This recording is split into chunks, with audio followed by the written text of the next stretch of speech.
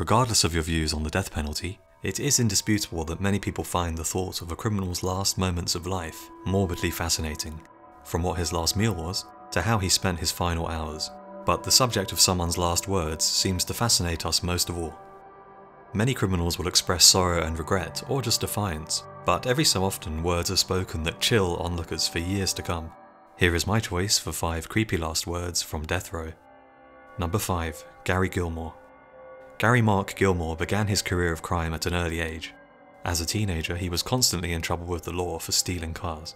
However, he graduated to violent robbery in 1962 and was given a 15-year jail term for armed robbery and assault.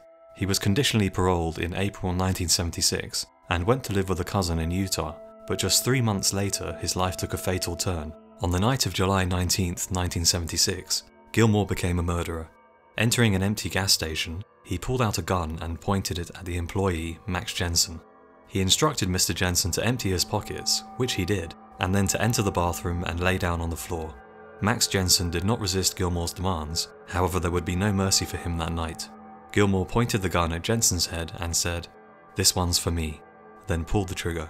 He then shot Jensen again, saying, "This is for Nicole," Nicole being his girlfriend at the time. The next night Gilmore continued his bloodletting and murdered a motel employee named Ben Bushnell. In a similar fashion to the previous night's killing, he first robbed the victim before forcing him to lay down on the floor and finally shooting him in the head. A few days later, the cousin Gilmore had been staying with turned him into the police. After initially denying the charges, he soon confessed. Upon conviction, he was sentenced to death and had the choice of being killed either by hanging or by firing squad. He chose firing squad, believing it to be the most assured way of receiving a quick death. What makes it strange is that most people would try to fight a death sentence, or at least delay it as much as possible, but not Gilmore. He waived all rights to appeal, and seemed eager to be put to death as quickly as possible. On the morning of January 17, 1977, the 5-man volunteer firing squad assumed their positions behind small square holes in a wall, aiming their weapons at Gilmore, who was restrained in a chair on the other side of the wall. The restraints were tight, as the slightest movement could cause the men shooting to miss. A hood was placed over his head. Then Gilmore uttered his infamous last words, "Let's do it." These last words seemed to encapsulate his desire to receive his punishment as quickly as possible. He almost seemed to relish the idea of being executed. And what makes this tale even creepier is that it has been confirmed that these last words inspired Nike's famous advertising slogan, "Just do it." Dan Wyden, the advertising executive who came up with the slogan, admits that Gilmore's last words were his inspiration for the slogan. Number 4. Eileen Warnos. Eileen's childhood was one of sexual abuse and neglect. Her father was a convicted child molester who hung himself in prison, and she was raped and made pregnant at the young age of 14 by her grandfather's friend. This tragic start to life no doubt set her on a dark path. As a young woman, she was frequently in trouble with the law, and was convicted multiple times through her early life. It was while working as a prostitute that she got her taste for murder. Her first victim was Richard Mallory, a convicted rapist whom she claimed to have killed in self-defense as he attempted to rape her. His body was found riddled with bullet holes in a nearby wooded area, and she was later on linked to 6 other murders, all of whom were killed by gunshot wounds. After the murders were made public, she was labelled by the media as America's first female serial killer. At first, her defense was that the men had attempted to rape her and that she was merely acting in self-defense. However, she later withdrew this defense and admitted that her sole reason for killing the men was to rob them and leave no witnesses alive. The story takes another twist, however, as whilst being interviewed by filmmaker Nick Broomfield, there was a period when she thought that the cameras were switched off, and during this time she confessed to Broomfield that the murders were in fact in self-defense, but that she had changed her statement as she just wanted to die and could not stand being on death row any longer. She was executed by lethal injection on the morning of October 9th, 2002. Her last words were chilling and somewhat bizarre.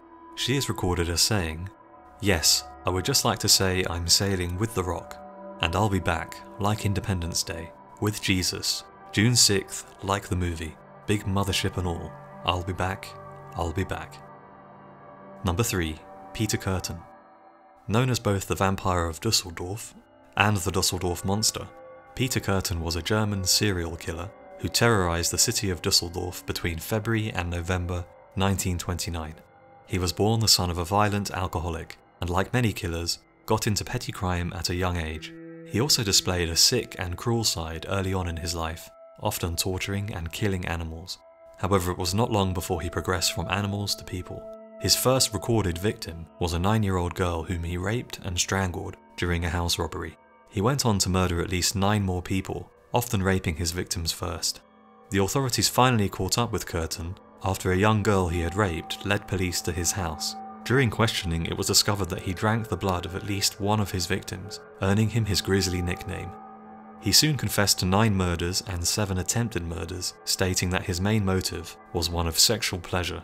He found the sight of blood arousing, and his last words were fitting for such a twisted and sick individual.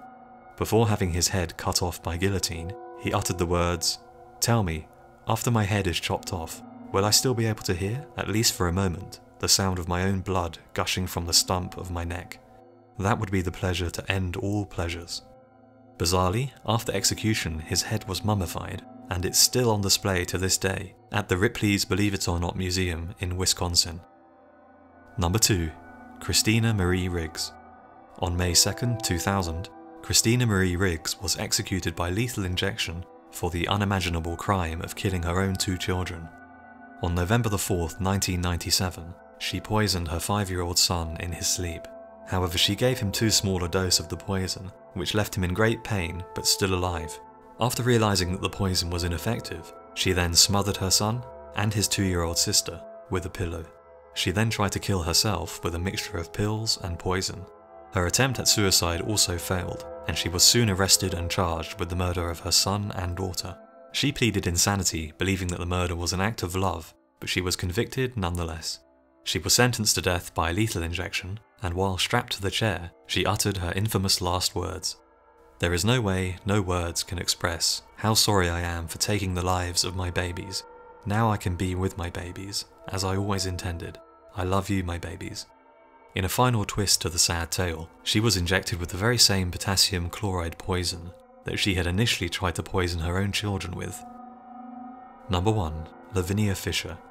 The legend of Lavinia Fisher reads like something more out of Hollywood than reality, but as her killing spree took place nearly 200 years ago, it is difficult to separate fact from fiction. According to many sources, Lavinia and her husband operated a hotel called the 6 Mile Wayfarer House in Charleston, South Carolina. During this time, it was noticed that a large number of men in the Charleston area began to go missing, and that they had last been seen at Lavinia's hotel. Lavinia was well known as being a beautiful and charming woman, and these abilities certainly helped business at her hotel. Along with her husband, she would entice men who were travelling through Charleston to spend the night at the hotel. Once they were inside, she would offer them tea laced with a herb, which acted as a powerful sedative. This poisoned beverage would put the man to sleep for several hours, and once he had taken the tea, she would allocate him a special room. Bizarrely, this room contained a trapped bed. Once the man was asleep, the floorboards beneath the bed would open up and the man would be dropped down into the hotel basement, where he would be quickly finished off by Lavinia's husband, and his corpse would be robbed of any valuables. The pair's murderous ways came to an end the night a traveller named John Peoples came to stay at the hotel. Lavinia used her usual routine on him and offered him the drugged tea.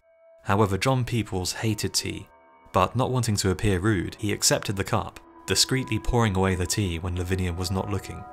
Lavinia showed John to the trapped room and left, waiting for him to fall asleep, but something about the way the pair was acting made Mr. Peoples suspicious, and he suspected that they might be trying to rob him. He made the fortunate decision to sleep in the chair near the door that night, fearing an intruder to his room, and was awoken by the loud noise of the trapped bed springing into action. He quickly fled the hotel and rode into town, where he alerted authorities. The murderous couple were arrested and the remains of over 100 men were discovered in their basement. They were both given the death penalty.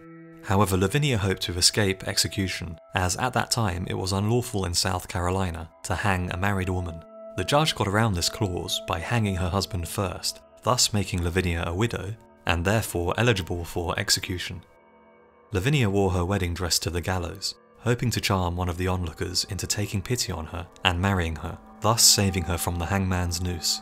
But when this plan failed, her charm gave way to rage and vitriol. Before the executioners could finish tightening the noose around her neck, Lavinia yelled her famous and chilling last words to the crowd. If you have a message you want to send to hell, give it to me. I'll carry it." She then jumped from the scaffold, hanging herself before the executioner could release the trapdoor. Witnesses to the execution said that the expression on her lifeless face was fixed in a wicked and defiant sneer. So that's my choice. Let me know what you think in the comments below and who I missed. So thanks for watching, I do appreciate it, and I hope to see you again soon.